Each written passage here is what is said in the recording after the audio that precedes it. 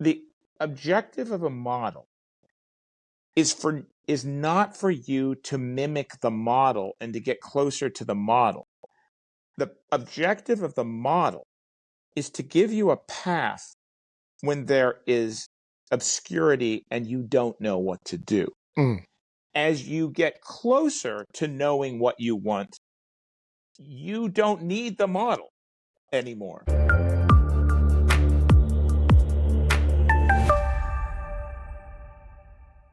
You're talking about legacy. It's one of those things that exists as we look at our worlds, as we think about ourselves. We believe that we're important because we wake up as the star of our own movie every day.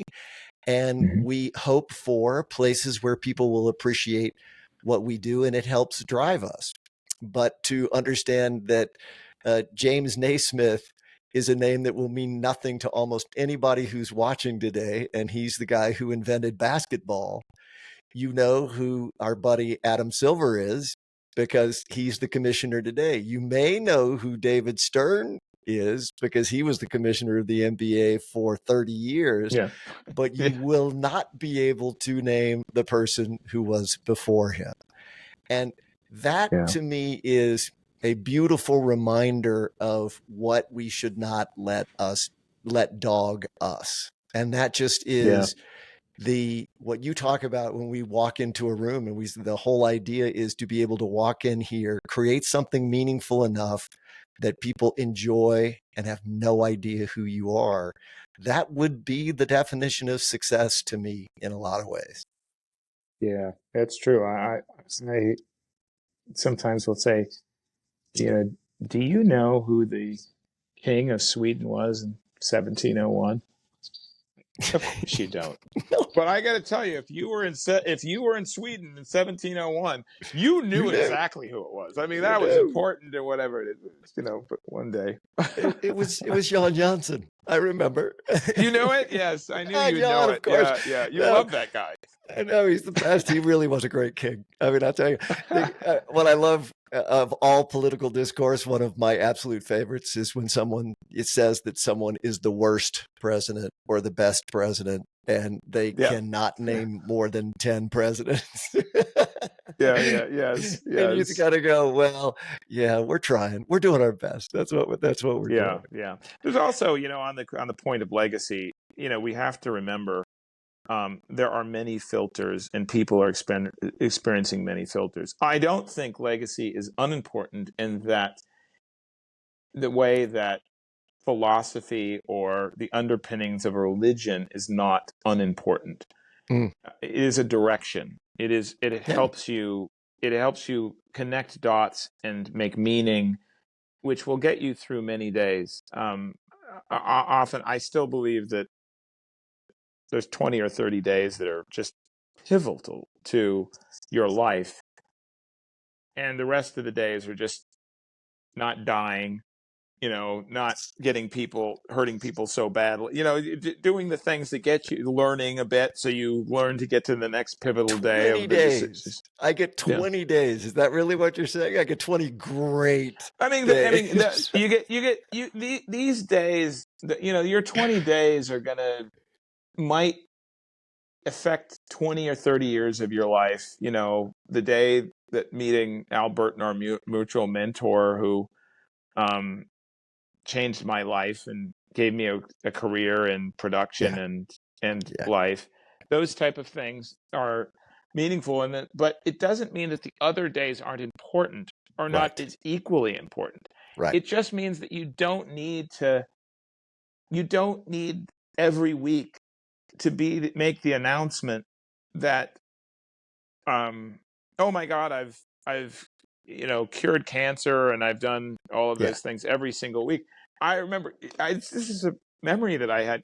You at some point when the press releases were going out, and you got frustrated because every press release they would say, Steve Lipscomb said, "I'm excited by XYZ."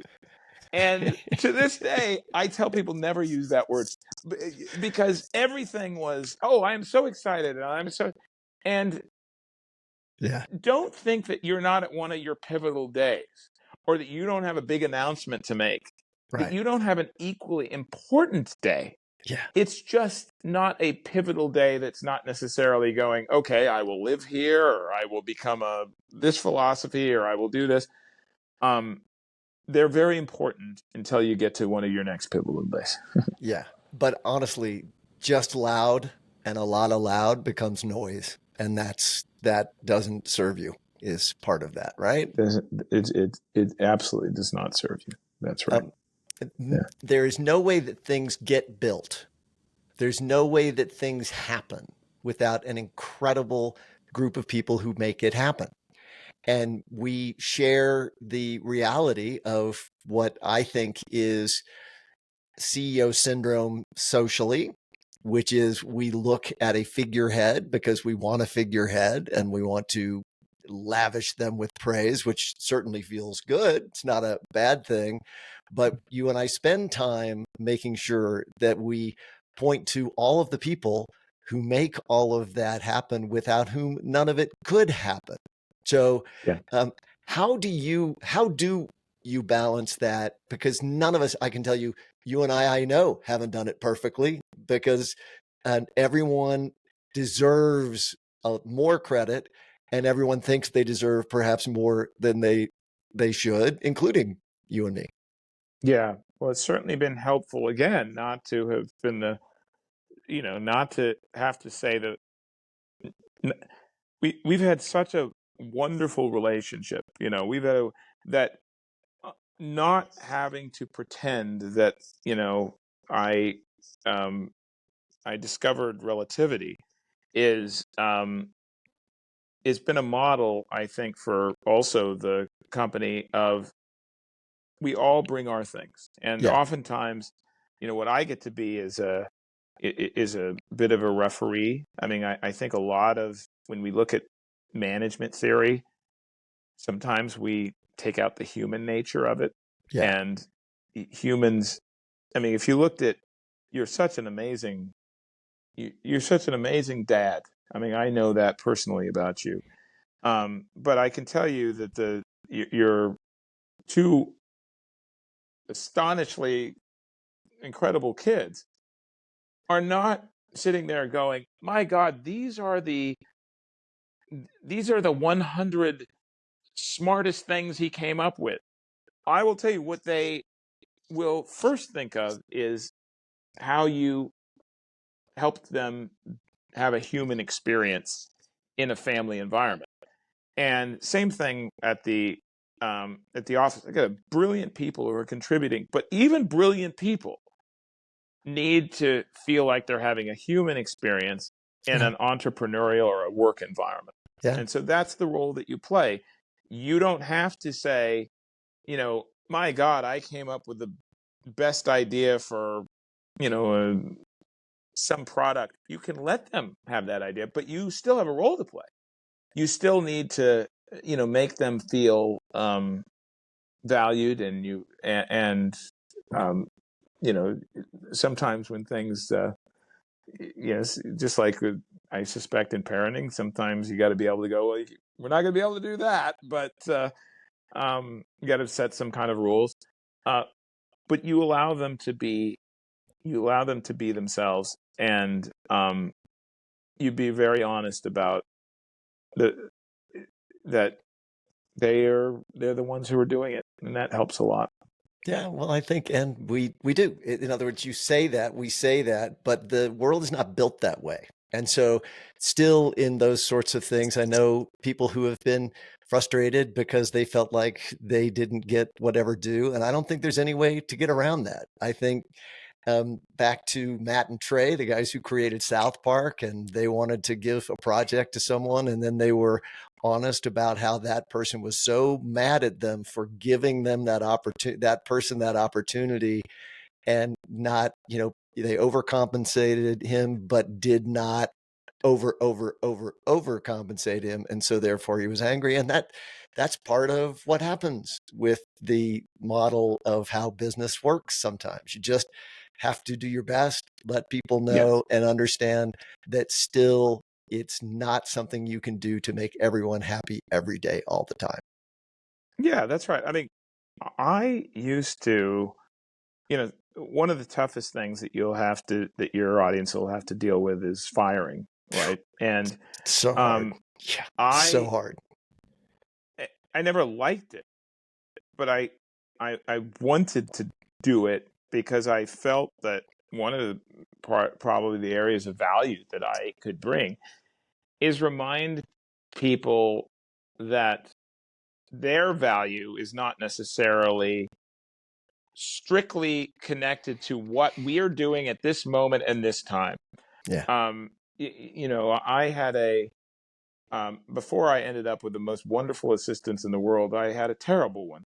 And I just remember, my gosh, it's just all these issues, only to find out later on, this person was so talented in a different area and was just not, that's where their heart was. Yeah. And to be able to remind people that, hey, soul searching is a very important part of the experience. Do you want to be here?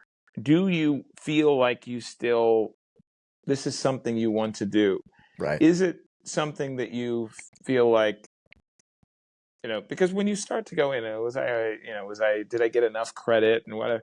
That is probably an indice of other things going on of, do I really, is this aligned with where I want things to go? So we do have a big part in helping people that when it is time to go on, it is very important to realize for yourself that simply because you say, it's time for you to go on, it doesn't mean that this is not an incredibly talented person. It doesn't mean this is not the person who is going to absolutely change the world and see something you never saw or whatever. Right. It just means at that moment for that thing, it just was not, it isn't work. And you don't need to be hostile. One of your great qualities is, you are, one of the least passive aggressive people that I know. And I really like that. That is a lesson. I mean, if anyone can, like, if there's recommendations, read anything that talks about temperament control, because that will have the biggest thing. But, your ability to be in a place and smile and keep calm and also tell people, oh, hey, that's not okay. Yeah. Is remarkable. I mean, it is like, it's like art, because I've seen it diffuse many things, but be honest. And it doesn't result in the conversation afterwards where then you go to one side and you bash someone and the other. It's such a powerful tool. I think communication, and thank you, by the way, that's one of those things that in the work environment, I'm probably a lot better than in my personal life. For some reason, I feel like communication in the workplace, early communication transforms the stuff. And so getting to it before it festers is a big deal. And one of the things I have to learn still today is that it doesn't matter if you feel like you did it as right as you could possibly do it. It doesn't solve everything. There's still going to be times when somebody's going to be angry, when they're going to come and and all you can do, and this is personal for yourself, all you can do is be true to the best you can do and try to be as honest and open as you can. And that doesn't solve everything. Yeah. Both you and I share a mentor, Al Burton, who was a titan of production, and more than that, he was a pillar of philosophy. And I joined him, I was 17 years old, and so I was so young. I was at this stage that we started to talk about at the beginning, where it's like, if I could join a production, then my life will be great. If I join a bachelor's, and looking back, the mistake that I made, or just, it's not a mistake, it was just my view of the world early on, seeing this good man. And Al Burton was not only a great man, he was a good man. Very good man. Yeah.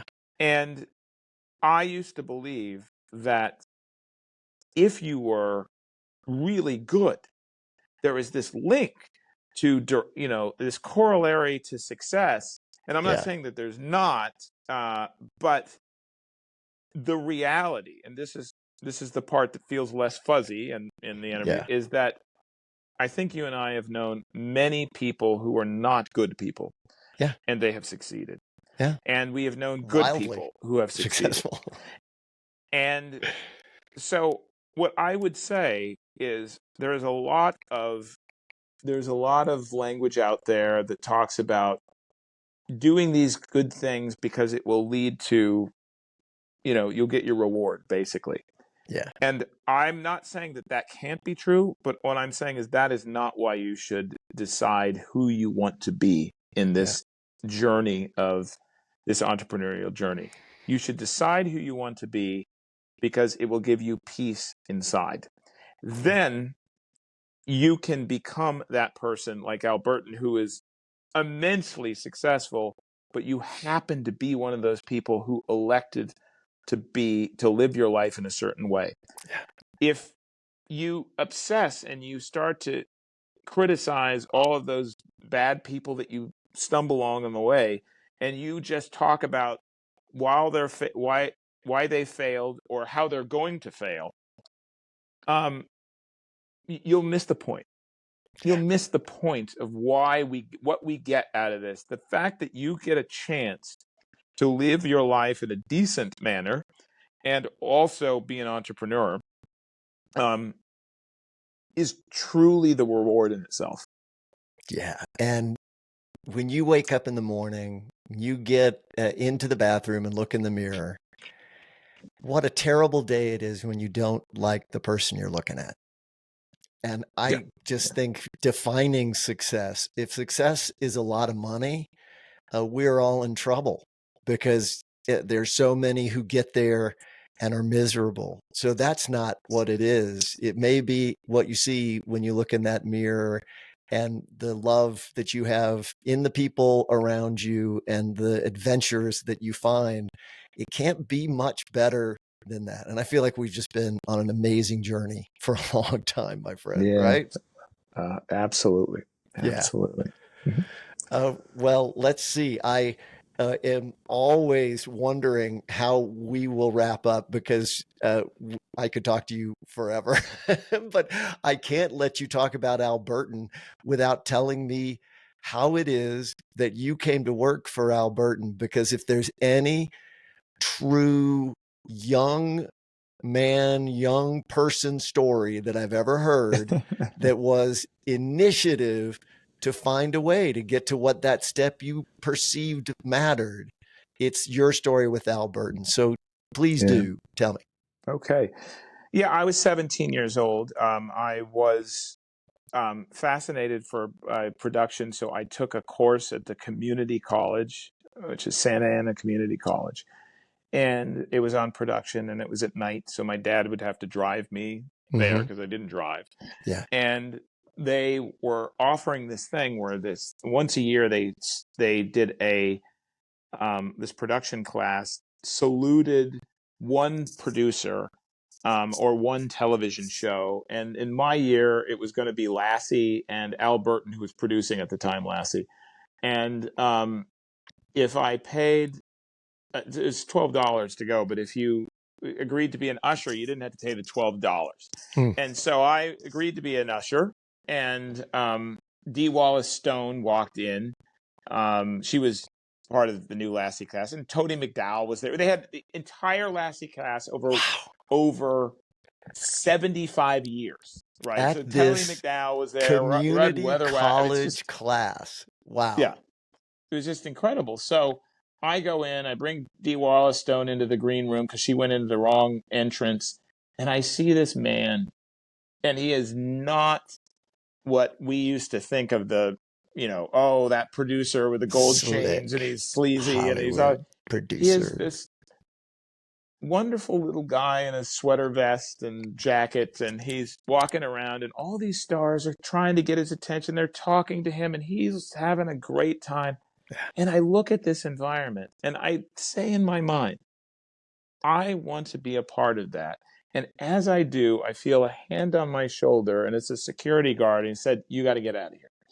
And so I I left. I sat in the audience. I asked the question, and afterwards, my job was to go up behind the stars when people were getting their autographs and go, "Please move along, move along, move along." Very important job. Yes, yes, of And course. Al Burton, as you know, Al Burton, this man was so dedicated to his schedule, he didn't care what was happening. And he was leaving early. He was leaving. He was 7 o'clock. He was going to go. And this repeated himself with Al Burton. I once had a dinner with Michael Jordan and Al Burton, and Al Burton said he had to go because he had to get to bed. And I was at the Peninsula Hotel, left with it was just incredible. But this was Al Burton. Yeah. So he goes, and I stop him and I say, I said, Mr. Burton, I'm with the school newspaper. If you could, any way I could come and interview you. So he said, that was a very smart question you asked during the Q&A. He said, here's a card. And so I keep calling Universal. I keep calling Pat Sakarian, who's the assistant, as an assistant. After a month and a half, I finally get in.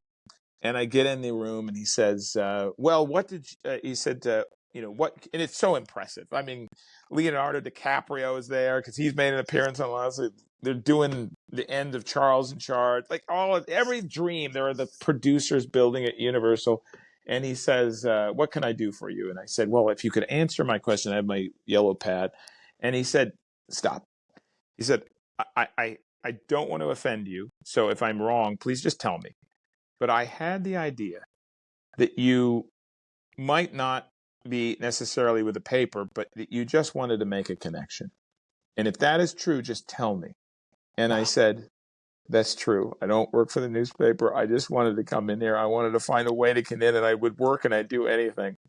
And we had, over a decade of working together after that, changed my life and taught me about life and philosophy and anything from, investing to wine to laughing at oneself and going with a journey. And most importantly, also, he is our connection as well. Yeah. That's how we met. Him. We met through Al Burton.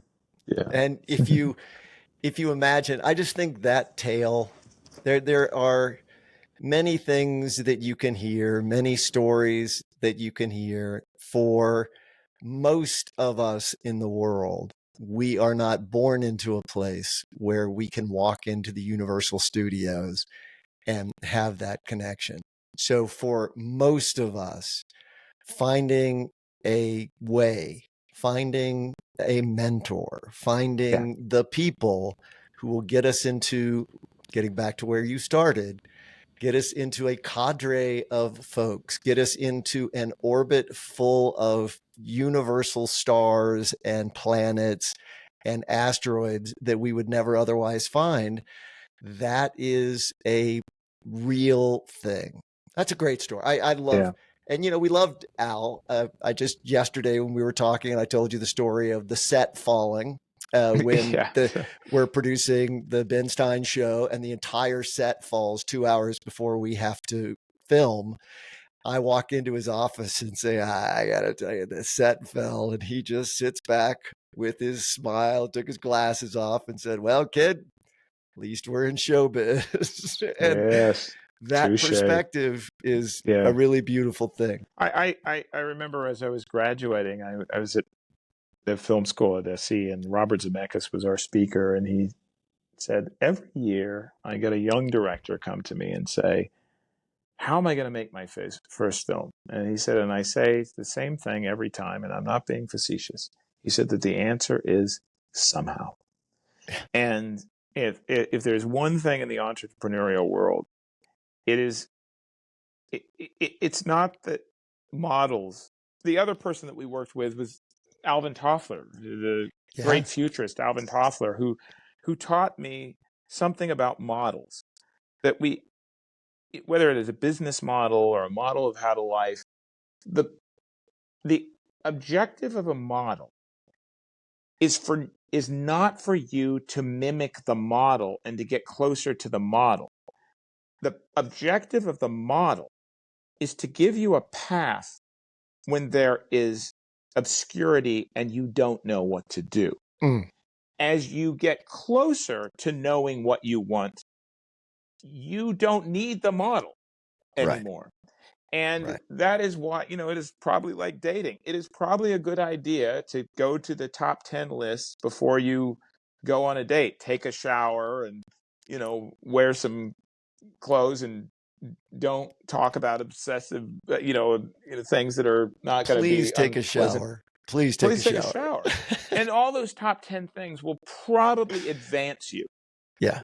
But at the end of the day, once you get closer and you know the person or whatever, what's going to make the difference is what you bring to the table. Yes. And that goes back to where we started. Yep. You start out by trying to get in the club. Your audience is all going to get in the club because they're high. These are A-type personality. They are going to find a way in the club. They'll get in the club. Yeah. But once you get, the first time you get into the door, your perspective better change about, now I'm going from the model that let me into the club to now how do I adjust it based on the circumstances that I'm currently living in. And how do I take the ladder and put it down so that I can help others climb up? And, the WPT Foundation, which you have been a huge part of making existing and raising so much money to help people, it's an example of, but just a part of what you and I believe, which is we're fortunate. We're incredibly, incredibly fortunate. And how do we turn back around and have people be able to climb the same ropes that somehow miraculously were extended to us, right? And you know what? I for years, I just thought of myself as so lucky with Al Burton. Like, gosh, what if I had not gone into that room? What if he didn't notice what I was trying to do? But because the story I used to tell was I had nothing. I was not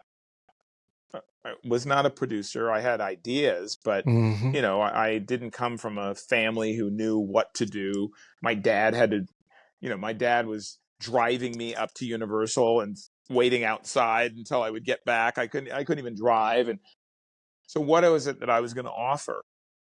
And it's something that I think you and I have experienced, especially at this period and this phase of our life. We were at a place just not too long ago where we walked out and we said, what was the best part of that thing? The young people that That's right. the enthusiasm Yes. and the modesty of these young people who are just happy to talk and whatever. And so don't think, and that's what I would say, is don't think because you're at the beginning of the journey and you don't have anything that you really don't have anything. It is, to someone who's at a different state.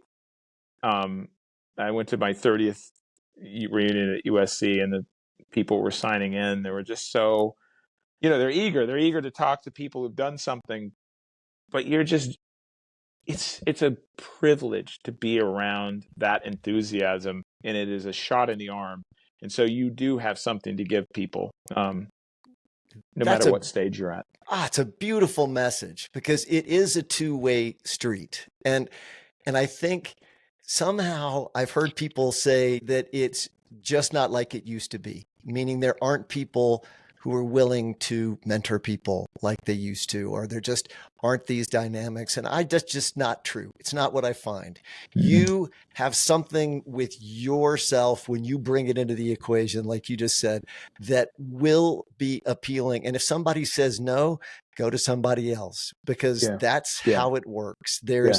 As I pitched so many things that seemed to be working and then didn't work, and then something worked, it's only because kept going. That's what you do, right? And I have a very specific practical piece of advice on this networking thing, because a lot of people will say, you got to network and you got to get in there and you got to do LinkedIn times 1,000 and you got to call every person on the list. So my approach, and I'm not saying it's the only approach, but this Yep. one worked a lot better for me time after time after time, is um, only network with the people that you feel care for. And, sometimes I was at a lunch yesterday with a friend of mine, and we were talking about this. Is why is it that you sometimes, with some people, feel like, I don't know, I haven't met you for very long, but I feel like I could be responsible for you. Like, I like you. I just get, Interesting. and I liked Albert. I liked him. I Oh, wanted to be part of his world. right. And so you can say, well, I could make a list of every producer in there and try to get in. And maybe it's a good idea because maybe it'll get in. You'll find someone else. But I do feel like making a list of everybody who might be interesting and then finding the people that you really, that you could care for, you really admire. Like, that's how meeting Richard Branson was to me, which is, I just was fascinated by this character. He's just like somebody that I would have Yeah. thought I'd want to come to Thanksgiving, Yeah. and then to, and then in meeting him, there was something more than just being impressed. You, you it sounds silly, but you kind of care. And we did a very big project at the World Poker Tour later on, in part, I suspect, because you just, you want to work together and you want to do some things. But there's many other people. There's many, many other people, and some Right. you'll resonate with and some you will not. And it's okay. So go find 10 people that you really resonate with and that you really think you might care about, and write them a note and say, is it okay? I'm at the beginning of my career. I literally will take 25 minutes. I will bring us, just like you do with 2 minutes. Yeah. I will bring a stopwatch, and after 25 minutes, I will walk out of the room unless you keep me. But I just want to be in your presence. I want to get your thoughts on feelings on that. And I'm not going to ask you to, necessarily, hey, I need you to give me some money or whatever. You will, yeah, out of 10 people, 3 people will respond, 2 people will actually invite you over, and that's going to be pretty deep. That's a recipe for a very deep relationship. And if your odds are even longer than that, don't stop. And the 20 Yeah. minute the 20-minute meeting that I had with Norman Lear that lasted 2 hours changed my Yes. life forever. Yes. I Yes. mean, And that a is 20-minute meeting that lasted 30 yeah. years. Yeah, yeah, it Yeah. lasted exactly, exactly. All right. Well, I have one last question, and then we're going to get to your thing. You, by the way, are the longest interview we've ever had on Smarter You. Am I killing your time? Are you? No, Oh, I have 8% left on my thing. So as long as we're as at, long as we have you can do it in an 8%, 8%, you can do it. that's good. I promise I won't go longer than 8%. But I want to get into the granularity a little bit because I think we don't hear about the Horatio Alger story as much, or because we don't probably most of the audience wouldn't even know what that is. But the idea of starting where you are, as George Washington Carver would say, start where you are, use what you've got, do something with it, and never be satisfied, to me is the best sort of advice you can get in life. I see you as an example of exactly that. So we all start on third base. I mean, we do. We started on third base ready to hit a home run, but we could stay on third base. And I feel like with a good supportive family, your father and your grandfather were in public service. Tell me a little bit about that journey, if we can have any perspective, how it Mhm. feels going from a place, like you said, where it wasn't like you had the big leg up, but you felt like you started it with a good environment and grew into a Yeah. bigger life. Yeah. Well, first of all, I look back, and now both of my parents are gone, but and my grandparents. But I was immensely blessed that I had people who, again, we started talking about envy. They didn't have envy. When I had mentors and things that came into my life, they applauded me and went, "Wow, great, keep doing it. That's just, Yeah. good for you." They were, I mean, so, that is a bit of a lottery that you get to be put in an environment like that. But regardless, that idea that you in yourself have value. Um, I told you the story of how I got into Burton, and I summarized the end by saying I just want to work here. But why did I develop a relationship that was different from other people who were working there, who actually did have connections? And is that I had started a T-shirt business when I was 16, Yep. and because I couldn't get a job as a waiter, or they didn't hire me at Subway. I applied at Subway, and I didn't get a job at Subway.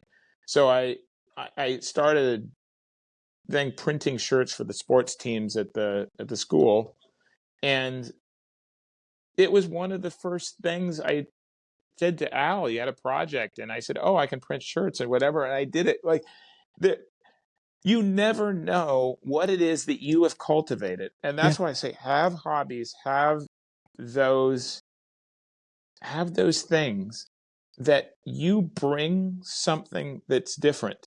Because if you start to compete, I'll tell you what a recipe not for success is. Being 17 years old and telling and coming in and showing how you're a better producer than the successful people that are there. Yeah. Yeah. Uh, Let me show you. You know what you ought to do? That's right. Worst Yeah. expression to ever Yes. use. Never Yes. use. You know what you ought to Yes. do. I mean, it was crazy, but I loved the dog so much. Lassie, they had one of the Lassie dogs. I loved the dog, so I would agree to go to Al's house, and when he and his wife Sally would go out, I would just watch the dog. Well, that sounds silly, but It that doesn't. gave me a far different relationship with Al Burton than anyone else. Because the dog was sacred. Yes. So, and so, look, I couldn't get a job, and so I started a T-shirt business. And by the way, it's just the craziest thing is my artist in the T-shirt business went on to USC. He's the one who got me to go to USC. Then he drops out a year later, takes a community college class on animation, ends up getting an internship at Disney, works for 25 years, becomes a director, ends up directing a bunch of films afterwards. He's also just a great, I just saw him, we just ran into each other the other night. But whatever you have, Yeah.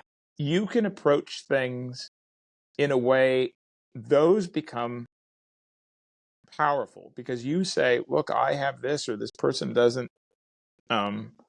It's amazing what successful people don't have in their life. Yeah. One of the things that one of the things that you and I both know is that we've been around a lot of very high profile people. Mm-hmm. And a lot of those people don't have trust around them. It's true. They don't have safety around them. They don't have people that they don't think are going to be at any moment could change. If you can be that person, I mean, honestly, it just completely redefines who you are in terms of value. Well, that's a beautiful way to button up the notion of you started with, which is go there, do that, and use your unique self, because that, in the end, is what finds its way back around. All right, final assignment. It's so good to see you always, and I won't go forever. I'm really close to going forever, but I won't. So let's give you, if you you know that you were going to come with something that is a way for me to curate information better. We know we live in an information age. It's overwhelming. What is something you found to be a great resource that I may not know about that will help me get my information in better order? Yeah. It's such a great, what you bring up is so important because there is just so much noise and, somebody attributed this story to Warren Buffett, but I was there when he said, it's an apocryphal story. It didn't exist, but he said it was a good idea. They said that somebody was on the plane, and they said that, what do you do to succeed? Like, how do you really succeed? And supposedly Warren Buffett told the pilot, write a list of the top 10 or 20 things that you really love, that you really, really, really love, and write them all down and get it, and then circle the top 3. And all of those below, those, don't get rid of them. Just understand those are your distractions. And Ah. and and right now we live in a world where information, when you and I were kids, information was so expensive. You went to the library trying to get that book on, horses, and if it was checked out, too bad, right? And it Right. was expensive and whatever. Now information is all over, and you combine that with being a talented person or a cerebral person, and you don't, because you just, it's like they say, don't ask a barber if you should get a haircut. You just have information. You think you need to do stuff with it. Think of themes and in terms of resource. And I actually find this is where artificial intelligence is really great. Go out there and say, I noticed this philosophy in someone's writings. Tell me other places that also give this philosophy in different disciplines. You will get some really interesting book recommendations. Then I'm going to go back to Warren Buffett again. And he said the best way to learn about a company is essentially go to the company and say, and interview with a person at the company and say, if your company didn't have to exist, tell me the best company that you would invest in, that you're one of your competitors. Because you will quickly find they know better. And so what I would say is, if you want to curate information, don't limit yourself to one discipline. Find that theme of information in many different disciplines, and it will help you see the world in a different way.